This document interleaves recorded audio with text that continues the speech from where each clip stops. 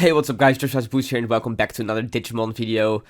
Today I have the finals of a winner box I went to in Belgium Outpost. And the final here is between Chris on the right playing Blue Flare. His deck profile is up on the channel, I will link it somewhere. And against, so I don't know his name, but some guy playing Bloomlord. Bloomlord was like super well represented. I think like 40% of the entire tournament was Bloomlord. So yeah, it naturally made it to the finals because it's of course a very strong deck. This is a matchup I haven't seen play out before yet. Yeah, as you can see, there's a little bit of glare on the left side specifically, but hopefully it isn't too bad. Especially with the edit, you can probably still tell the cards, right? So he adds the Hydramon here with the Pelmon. And then Chris simply goes play the Greymon at Kiriha, and I think that's the Metal Greymon. The deck is pretty blinked out, so he's playing a lot of the alt arts, which I'm not super familiar with. We see Sunflower come down here, then on evolve, tap Pokemon to bring out a guy, and then he's already going to tap the Greymon, right? Wheatmon, and then I think Gummymon should trigger here. I think he missed it, probably. Anyway, going to Blossom on there. Wait, did he just bring out that Wheatmon with the Sunflowermon and then evolve it to Blossomon and then just attack with that same Wheatmon, or well, Blossomon now? Because it definitely looked like that, and that's of course not possible because the Wheatmon has summoning sickness. It did get played out that turn, so it definitely couldn't have attacked, right? But yeah, it is what it is, I guess. Nothing to do about it now. Anyway, Greymon going to come down once again. Funny thing to mention, right, is that the Greymon actually saved itself and got put under the N-Lock Youth, which I think is funny. You don't see that very often. Yeah, he's going to add the Chaosmon and the Metal Greymon here. So if he does get access to a Kiriha now, and I guess he also needs the Mailbirdmon, right, then he will be able to go into some Metal Greymon shenanigans, and that's when the Blue Flare deck really starts winning. However, the Bloomlord field is already pretty wide here, with 4 Digimon already on the field. The Blossomon now going to swing, and it's going to swing into this new card, Surai, which can strip the top 4 sources of a Digimon, and then basically all Digimon without sources can't attack. So the source stripping doesn't really do that much here since the stacks weren't that big, but it will prevent the Pelmon and the, Pokemon from attacking. It's going to go into Agitar, suspend Pokemon, and now the play is legal, right? He's going to hit over the Greymon, and the Greymon again is going to be put under N-Lock Youth, and the Wheatmon is gonna get played out by the Agitar, and then here he's going to evolve into Sunflowermon in the racing area. So 5 Digimon on board there against 1 Modoki Beta Boy. What could definitely change the... Yeah, I was about to say DevX can definitely... Oh, that's crazy because there's not even level 6 on field, right? So it literally just deletes the entire playing field. And all of a sudden it's looking really good for Blue Flare now, especially since the Sunflowermon isn't going to be able to do anything, right? I guess if he has another Agitar, you can start playing a little bit. But... So yeah, this is definitely a fair way to try to get back into the game. Setting up Agitar in the racing and then Mimi. It does give Chris quite a lot of memory, but at this point I don't think there's a lot he can do. I mean, he can go into Metal Greymon, and I guess if he does have access to the Red Greymon as well, then he can do 2 checks, 3 checks, 4 checks in total, but it doesn't really accomplish that much, right? Going to play Kiriha down here, which is very important because it will allow him access to the Greymons that are under the N-Lock Youth, and then play another Chaosmon, and all of a sudden, because of the DevX, it's looking really good for Blue Flare. So he's going to go Agitar here, to suspend itself.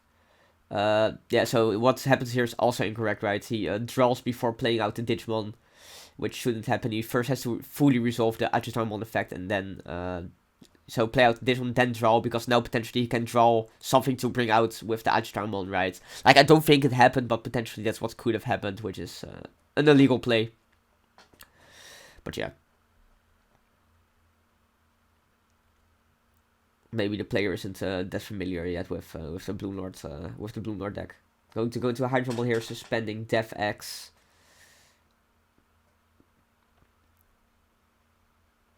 And now, yeah, so there at this event, the judge ruled it that like when memory gets passed over to your turn, that basically Digimon start triggering their end of turn effect, so Defx would use this effect. So I think that's what they were talking about.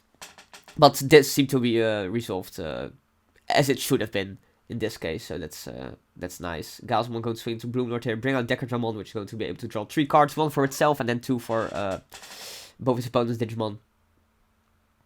Go to swing with the other Gaiosmon, hit into Mimi, so that's a little bit unfortunate. He probably definitely wanted that to get deleted. However, so he's going to swing with Madoki Beta, which is going to get deleted. That now I assume he's going to tap the Kira to bring out the Metal Greymon.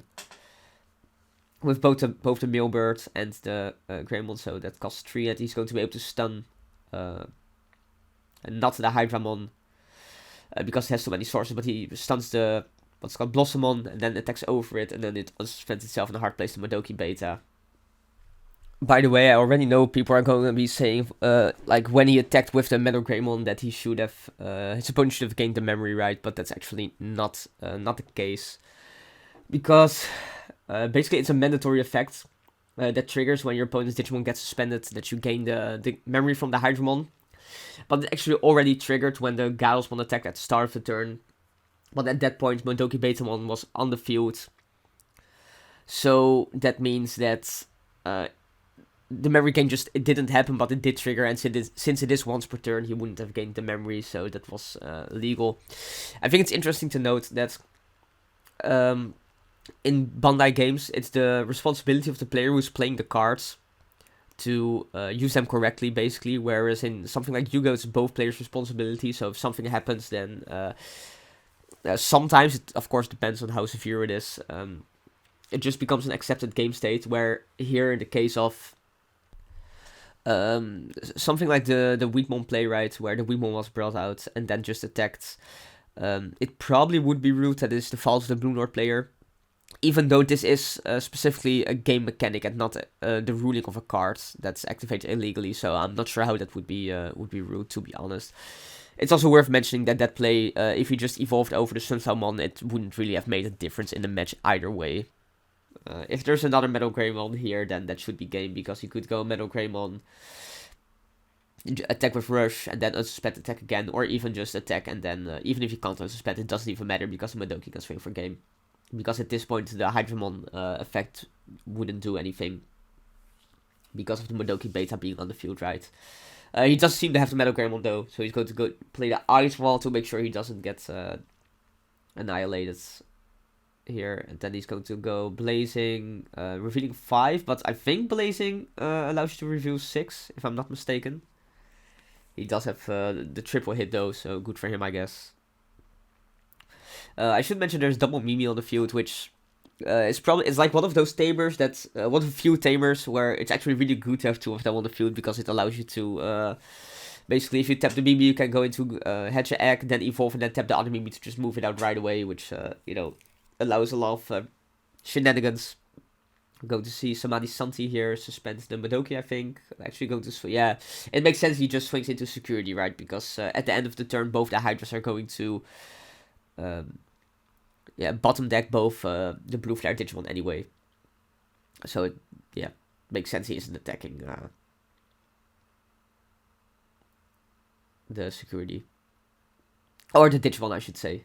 Because they're going to get outed anyway. And now, I think we saw Chris at the Metal Greymon from the Blazing Memory boost, right? So we already know that this is actually game. Because again, the Madoki's on the field, so he won't be losing any memory, and then, he can unsuspend attack again. But the Madoki would also have been game, so in the end, a lot of illegal plays there, but we did see Blue Flare take it. And I think probably the illegal plays in this case didn't impact the game that much. I think Blue Flare would have won anyway. But yeah, now we will see Bloomlord start, I think. I think Bloomlord always wants to start, right? It's one of the few decks that really wants to do so. Evolving to Palmon here and then going into... So not a good start going into Sunflowermon. You always prefer like the Weedmon or the Red Veggie. And because, especially since the Sunflower is the when evolving effect, right? So you kind of miss out on that when you go into that in Raising. Chris has a decent start here going to the jamming Vmon and then playing Kyria, so he does already have the Memory Tamer. Sunflower actually getting moved out here. Digisaw... Okay, no, just using Sunflower effect, the when Digivolving effect to bring out Weedmon. Sure, that's... yeah. It's kind of painful to watch this, right? Because... Like, yeah, the Bloomlord guy is obviously not very well aware of all his effects, but also Blue Flare guy isn't either and isn't pointing out, like, the illegal plays that are happening. And, like, especially this play, yeah, it does really put him in a very good position, right? The green player. I guess, technically, he could have just... yeah, no, this makes a huge difference because he's probably like the correct play was just put up Agitar in Raising, and then next turn be able to bring out the extra Digimon. But now we're just like 1 level 5 ahead of where we should be, which is yeah, and yeah, exactly. Now he's also able to use the Agitar effect again, which brings a level 4, which shouldn't have been there. Yeah, rough. And then he also has hidden potential, of course. Yeah. Bloomlord's the deck can definitely high roll, right? As you see here, like even if he didn't do the illegal plays, he still would have high rolled with the cards he had, with the Agitar and the hidden potential, etc. And now he already has 2 level 6 decks with Bloomlord as well, which is going to be able to do 2 checks. Yeah, hits into... Okay, so I guess that turned out relatively well, hitting the Kokaidi's Breath to bounce the Hydra to head. But it's quite rough, I think, when you're playing against green to, you know, put the Digimon back to a hand, because it's so easy for them to just go back up into them, which you see happen here. So, and he's just like that, he's back in at having 2 level 6 stacks, and he definitely shouldn't have been, right? So, yeah, very unlucky for Chris, but... Again, I do feel, even though technically it's the responsibility of the player who's playing the cards, I do feel like it's also partly your responsibility to make sure your opponent is using his cards correctly, right? I've also personally, at like the most recent Ultimate Cup, I had to play a mirror, and like the opponent was doing a lot of illegal plays, and this was like around 7, right? So nobody had pointed it out to him previously, and just kind of weird to think about people just playing entire tournaments, just playing their cards wrong, and nobody saying anything about it or knowing it, even though you can just read it, it's on the card, right? Although with something like the Gummy draw interaction, like, I understand if you're not super familiar with the rulings, how you can, you might think that you get to draw before resolving the effect entirely or something, like, sure, I get that, but, like, just activating the Sunflowermon, randomly during the main phase, it literally says when Digivolving, right? And both players, they can read it on the card, it's written there.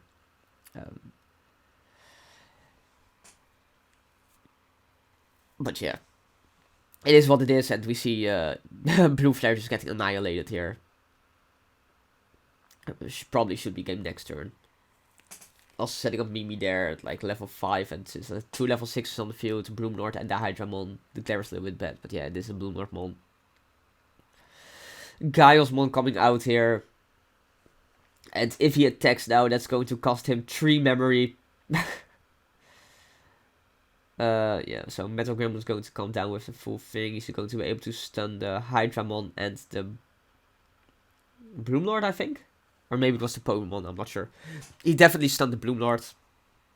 Now he's going to attack, and then yeah, he's going to push over that memory, right? Because of the Hydramon effect, like I mentioned.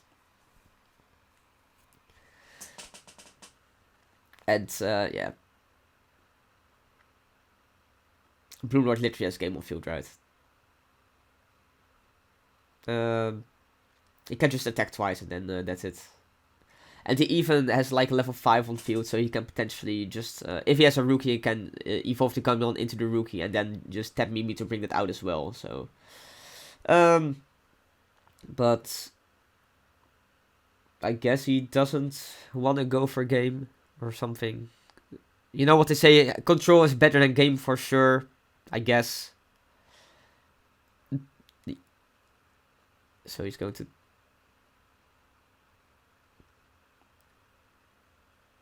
I'm not sure what's happening here. So he's tapping those, and he gets 3 memory back, but then he just decides to pass turn and bounce both the Digimon or something.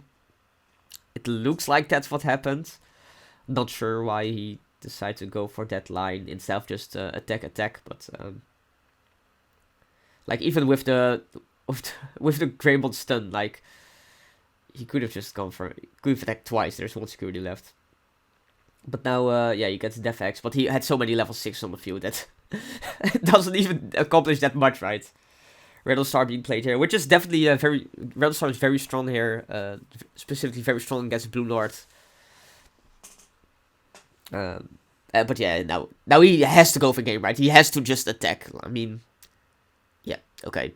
Literally no reason why he didn't decide to attack for last game.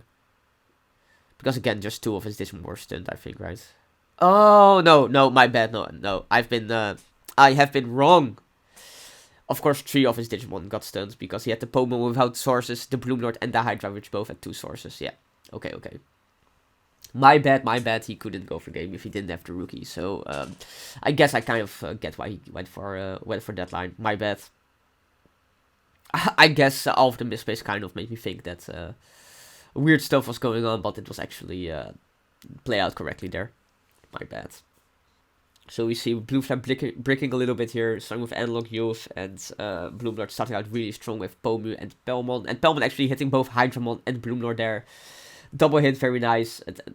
Decker Dramon, which was added from the Analog Youth, coming down there to draw 2 for 5 cost. Not a very good trade if you ask me. Red Veggie. No, I also think, I'm pretty sure that Chris told me that he pretty much got high rolled in the 3rd game. Which, again, definitely is something that Bloomlord can do from time to time. It's even quite consistent at doing it.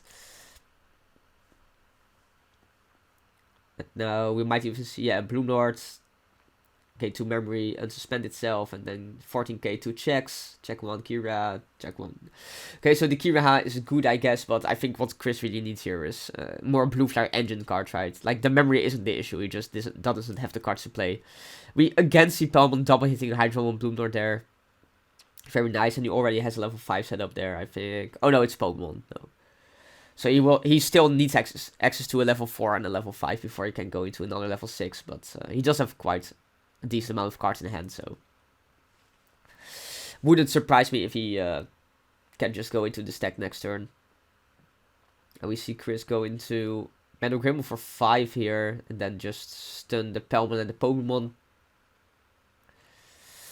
But yeah, that's fair enough, right? Because potentially he could literally just lose the game next turn if he doesn't stun the field. But definitely not what you want to be doing with the Blue Flare deck there, passing turn with the Metal Greymon like that. And also, yeah, another Red Veggie. Both of those are stunned. Then evolving to Blossomon, suspend the what's it called? Metal Greymon by suspending the Pokemon, and then Bloomlord is going to attack. Over the Metal Greymon, I would assume. No, he's actually... Okay, that's fair. Just wants to go as aggro as possible. I can definitely see that. It's not like the Metal Greymon. It doesn't even have the male Bertramon there, so it's... Okay, it's going to get spinned, very obviously, because we knew it had the Hydra, right? But even, like, if he didn't have the Hydra to out the Metal Grey, it doesn't really do that much. Like, yes, it can attack twice, but it doesn't have the stun effect from the male Bertramon inheritable, so... Yeah. Wonder what Chris is going to do to get back into the game here. Nothing, just offer the handshake, fair enough. Yeah, GG, I guess. Bloomlord wins it. Not the cleanest of games, but it is what it is, I guess. Yeah, GG.